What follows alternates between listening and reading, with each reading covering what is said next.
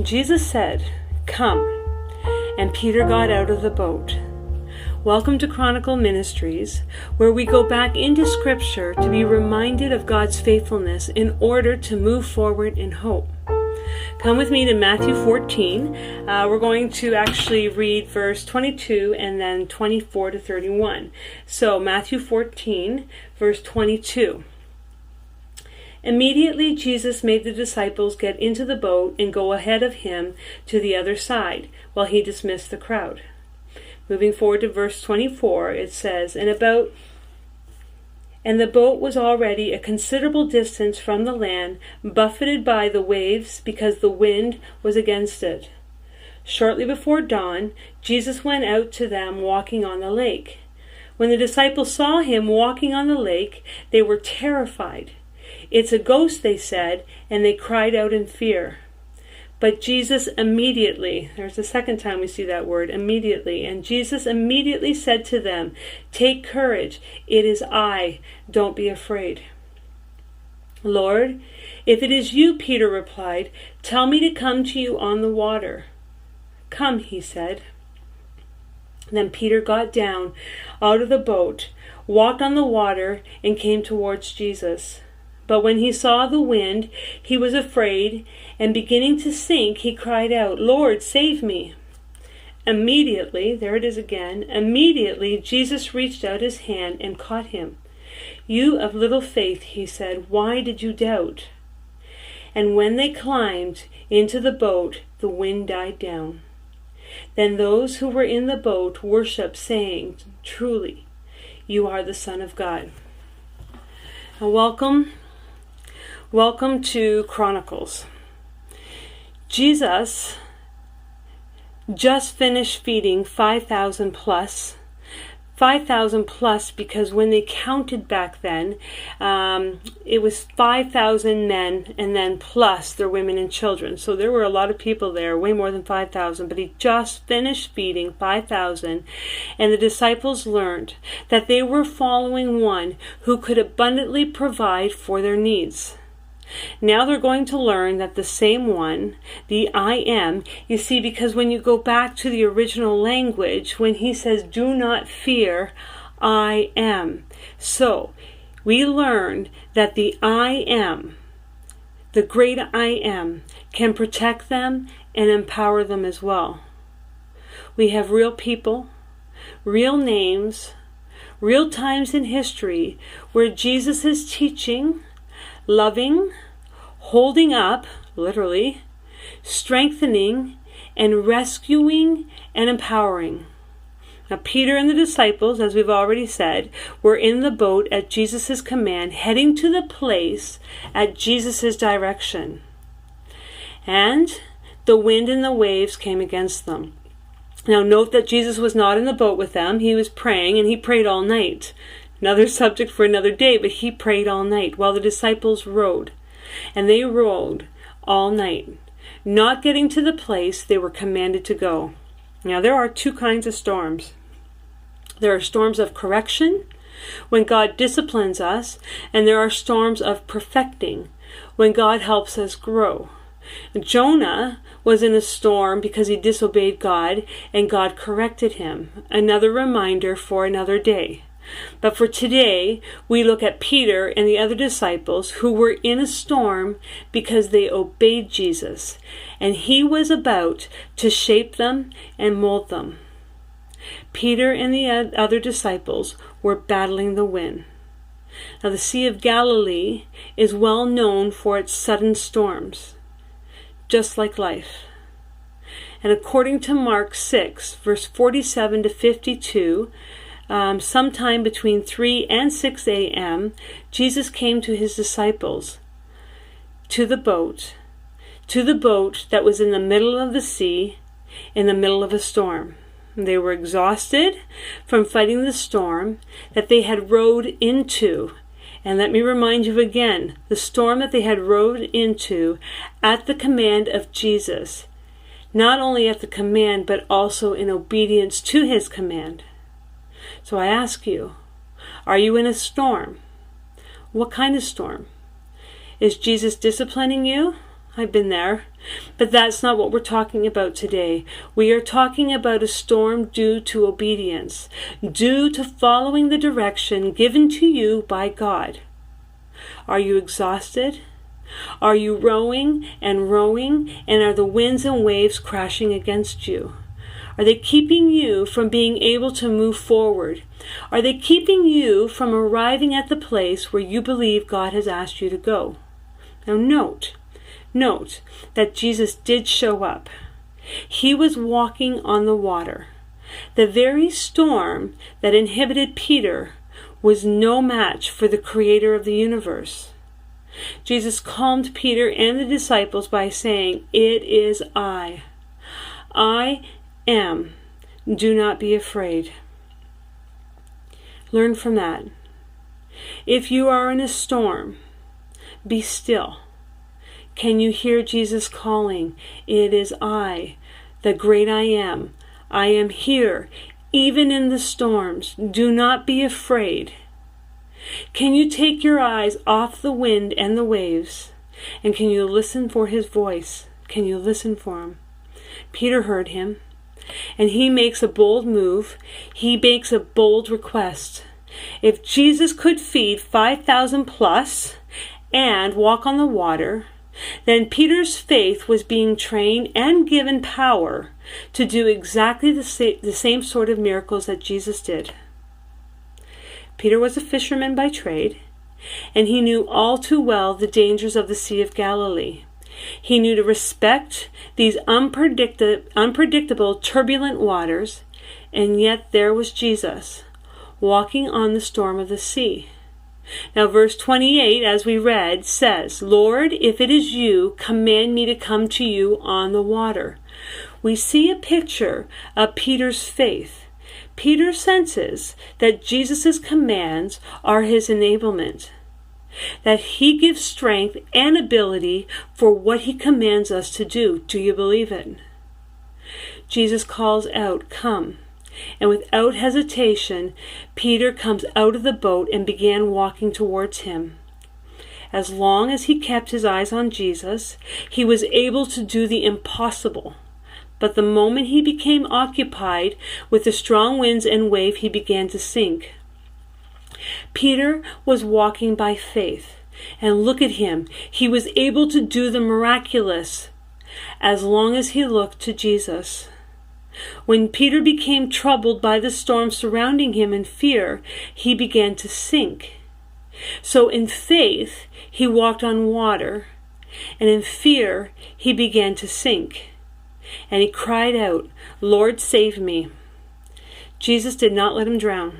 Verse 31 tells us that immediately, there it is, 3 times, immediately, Jesus reached out his hand and caught him. He gently rebuked him, and he brought him back to the boat. Even when Peter failed, Jesus was right beside him and rescued him. Please note that Jesus said little faith, not no faith. Peter knew exactly who to call out to. He did not try to save himself. Who do you call out to in the middle of your storm? In the middle of obedience to what seems to be impossible, when doubt, insecurity, and fright creep in, who do you call out to? Jesus and Peter walked hand in hand on the water. Did you notice that when I read the passage, it was not the wind or waves that endangered Peter's life? It was his distracted faith, his little faith. And Jesus asked him, "Why did you doubt?" It's a great question. Why did Peter doubt? He was walking on water, and Jesus was right there. Why do we doubt? Peter was out of the boat, walking by faith. Learn from him. Learn from Peter. Do not look around you at the wind and the wave. Keep your eyes on Jesus. For goodness sake, if you are walking by faith, you are walking on water. Walk on.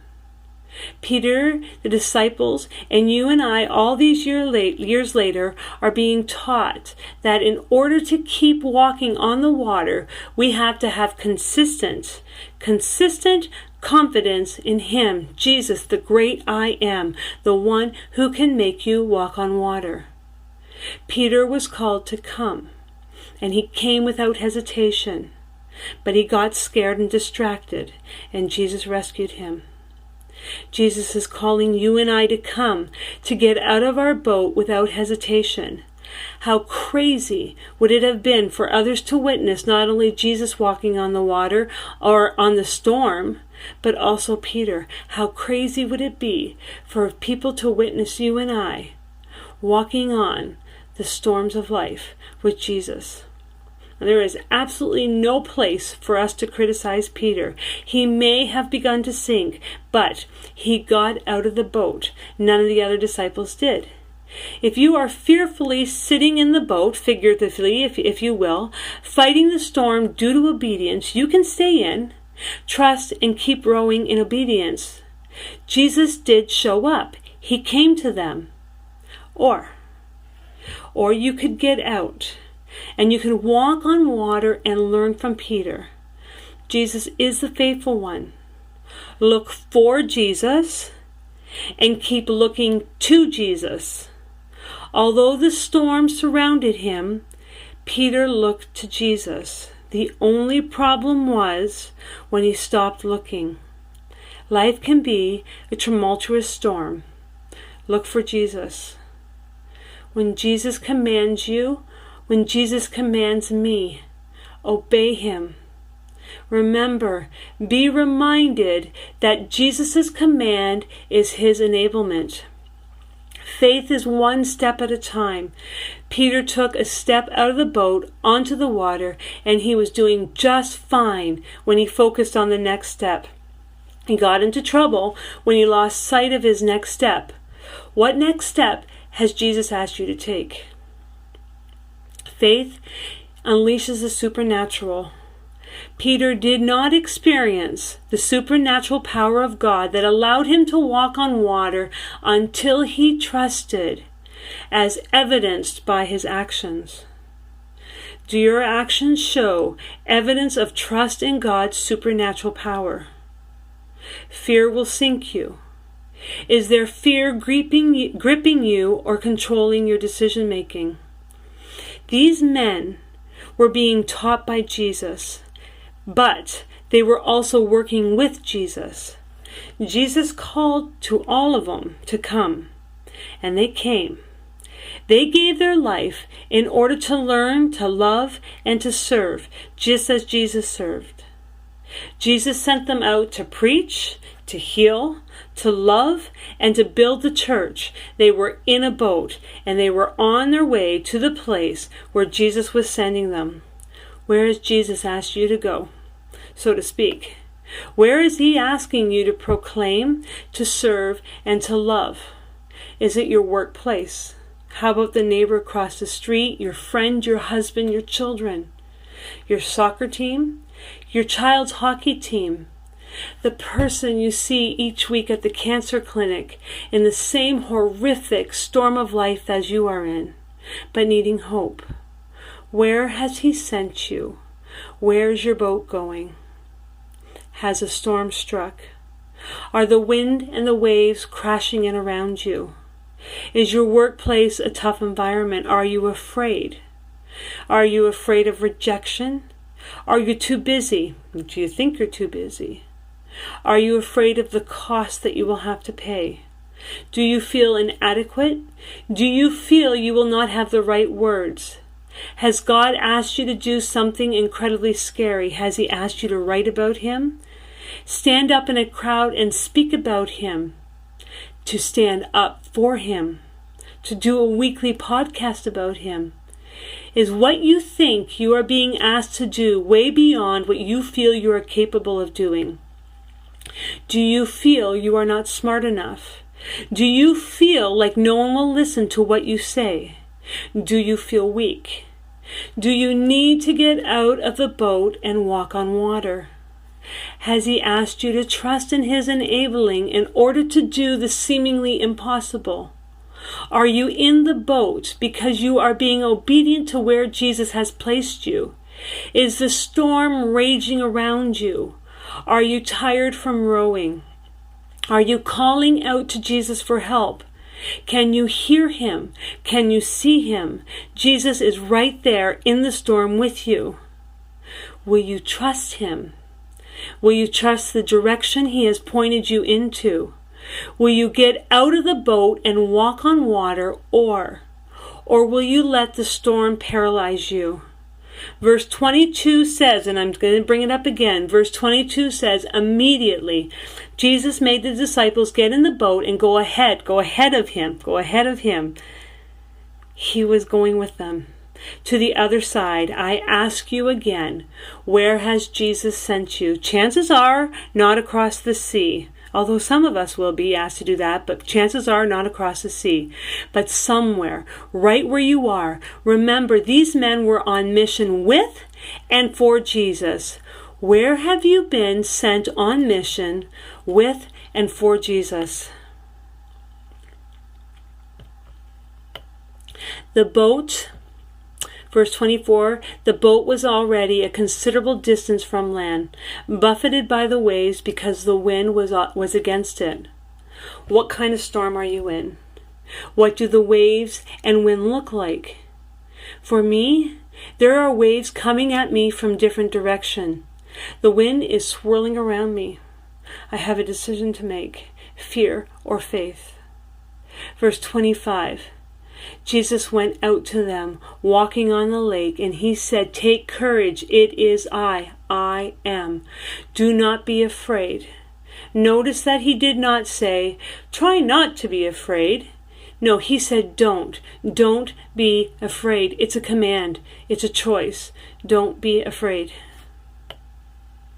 Verse 28 and 29, once again it says, Lord, if that is you, Peter replied, tell me to come to you on the water. Come, he said.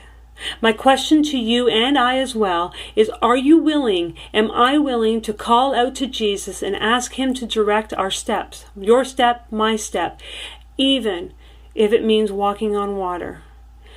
And when he calls back, come, will you walk towards or forward in faith, with Jesus standing before you, giving you the ability to do what is only doable in his strength and his empowering? And I'm going to say it again, enabling you. You and I have a choice to make, faith or fear. Peter got out of the boat and he walked towards Jesus, being empowered by Jesus to walk on water, to do the impossible. But he got distracted by the wind because he was afraid. Will you and I look back at Peter in order to look forward in renewed strength, determination, and hope? Where has Jesus asked you to go? Where has he asked you to serve him by serving others? Where is he asking you to proclaim him? Remember, these men were working alongside Jesus. You and I, through the Holy Spirit, are working alongside Jesus. These men were investing their lives in kingdom work. We are no different. You and I are called to invest our lives in kingdom work. Be reminded that Jesus is there in the storm of your obedience, that he will answer our call and tell us to come to him and enable us to do more than we could ever ask or imagine. But be reminded that he is also our rescuer. When you call out to him due to fear, and you feel like you are sinking and drowning, call out to him. He is right there. He will grab you by the hand. Be reminded by looking at Peter's Jesus, our Jesus, the faithful one, in hope. First of all, get into the boat and move in the direction of Jesus' command. And when the storm hits, and it will, call out to Jesus and walk on water. Do not let the storm stop you. We have a choice to make, fear or faith. Choose faith, my friends, choose faith. And look at Peter walking towards Jesus, doing the impossible. Walk towards Jesus. Do the impossible by the enabling of the enabler. And walk on water, empowered by the faithful one.